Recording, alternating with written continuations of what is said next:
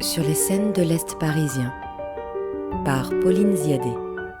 Aujourd'hui, rencontre avec Jeanne Berthier et Delphine Motte. Bonjour à tous, nous sommes aujourd'hui en compagnie de Jeanne Berthier de la Maison Populaire et de Delphine Motte, chorégraphe et danseuse. Bonjour mesdames. On est ici dans le cadre de la 6e édition de la Nuit Pop qui aura lieu le 5 décembre prochain à la Maison Populaire de Montreuil. C'est une 6e édition en partenariat avec le festival Africolor et dans le cadre du festival également Danse, je ne me suis pas trompée. Oui, c'est ça. La Nuit Pop, c'est un format hybride avec des pratiques amateurs et des pratiques professionnelles qui viennent se rencontrer le temps d'une soirée. Que ce partenariat avec Danse, il existe depuis le départ. Et il y a environ 3 ans, on a commencé aussi à travailler en complicité avec Africolor dans le cadre de la Nuit Pop. Ça veut dire quoi, le rapport entre amateur et professionnel? Comment concrètement ça se met en place, ça? Ça se met en place par le format d'impromptu qui se déroule un peu partout dans la Maison Populaire. On va avoir des ateliers de pratique amateurs à certains endroits et au même moment des spectacles de danse. Menés par des professionnels. Voilà, tout à fait.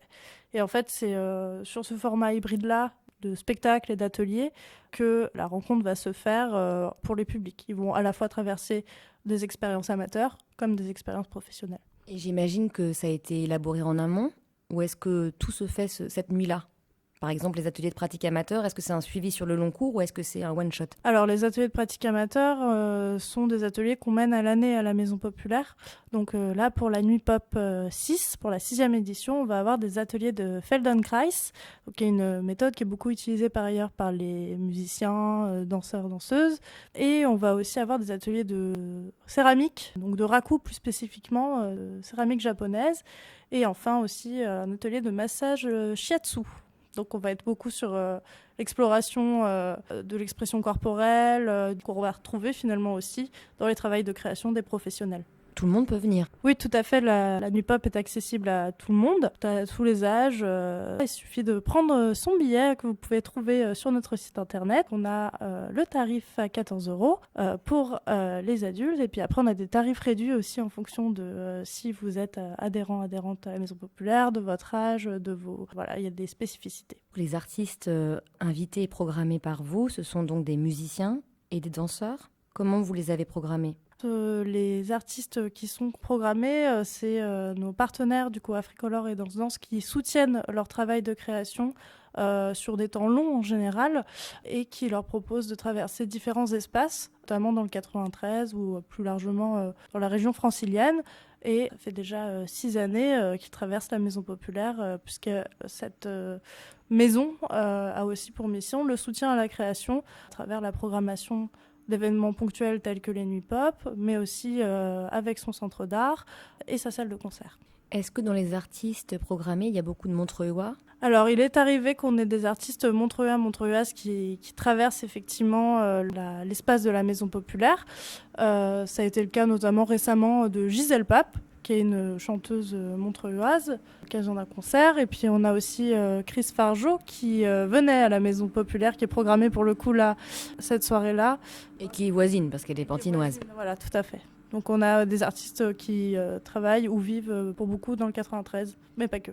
Puisqu'on en parle, enchantée, Delphine Motte, donc vous faites partie des heureuses élues, puisque vous êtes danseuse et chorégraphe et que vous allez proposer votre pièce le 5 décembre prochain, aux alentours de 21h, j'ai entendu dire, à la Maison Pop. Qu'est-ce que vous pouvez nous raconter de votre parcours? Comment vous est venue l'envie, le désir de danser, l'art du mouvement? Eh ben, en fait, j'ai démarré avec un parcours assez classique, enfant, danse classique, puis danse contemporaine, à Biarritz. Je viens de là-bas. Ensuite, j'ai fait un petit peu d'études à la fac, j'ai fait de l'histoire, j'ai fait une licence de danse aussi plutôt théorique. Et puis, je me suis formée professionnellement donc en Autriche, dans une école qui s'appelle CID. Et ensuite, je suis revenue en France. Je me suis formée ensuite donc, à Toulouse, au CDCN. Et voilà, en fait, c'est un chemin assez simple, un peu d'études au milieu, mais je crois que je voulais danser depuis toujours. Et après mes formations, donc j'ai travaillé comme interprète pour plusieurs chorégraphes. Il y a eu Marinette Dosville, Emmanuel Egarmont, Clémence Bauban, Mathilde Rance, voilà, notamment. Et un petit peu en même temps, j'ai eu envie de monter mes projets à moi. J'avais vraiment envie de chercher sur le mouvement. C'est ça qui a été ma porte d'entrée dans la création, c'est comment le mouvement s'invente, comment le mouvement traverse le corps, comment il se génère. Donc ça a été l'objet de 2 premières pièces qui sont sorties en 2021 et 2022, des petites formes en duo avec un DJ. Voilà, c'était un petit peu des études sur le mouvement. Et puis là, donc, je suis sur une nouvelle forme qui s'appelle Nature, Nature au pluriel, pour laquelle je travaille cette fois à partir des métamorphoses d'Ovide. Donc je travaille sur les récits de transformation de femmes en fait.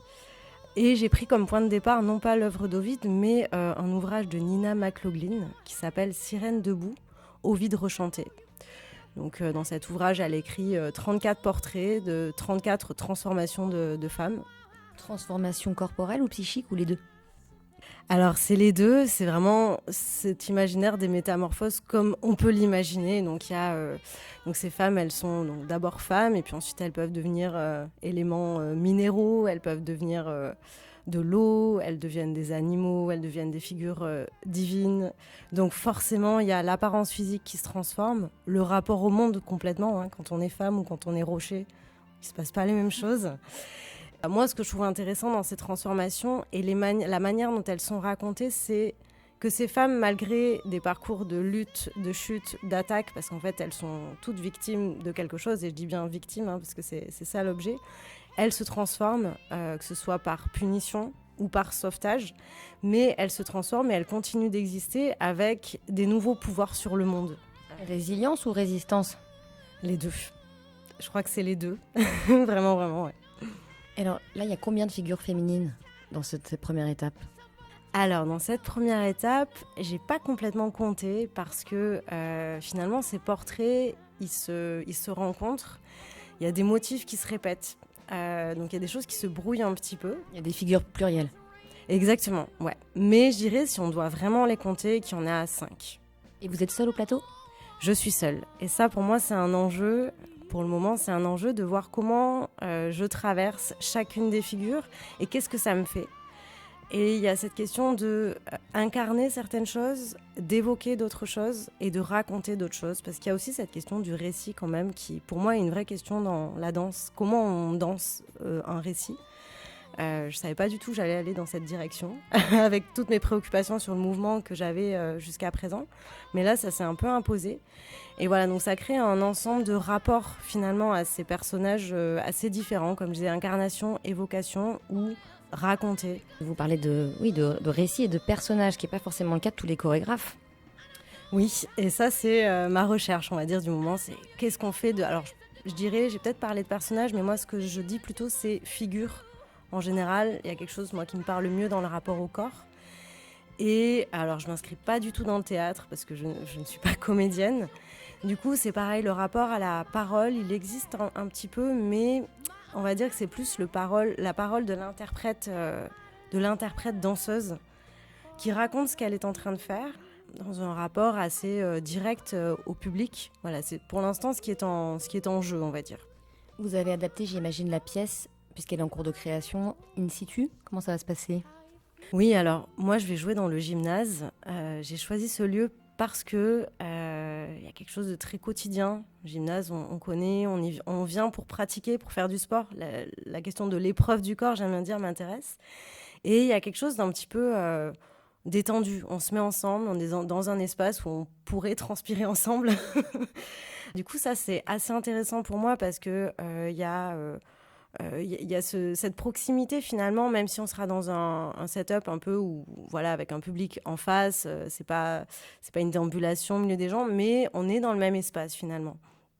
Un grand merci, Jeanne Berthier et Delphine Motte. J'engage toutes les auditrices et les auditeurs à venir découvrir votre travail, Delphine, et plus largement à venir assister à la Nuit Pop qui aura lieu, je le rappelle, le 5 décembre prochain à la Maison Populaire de Montreuil. Merci beaucoup. Merci. Merci. C'était Sur les scènes de l'Est parisien par Pauline Ziadé. Aujourd'hui, rencontre avec Jeanne Berthier et Delphine Motte.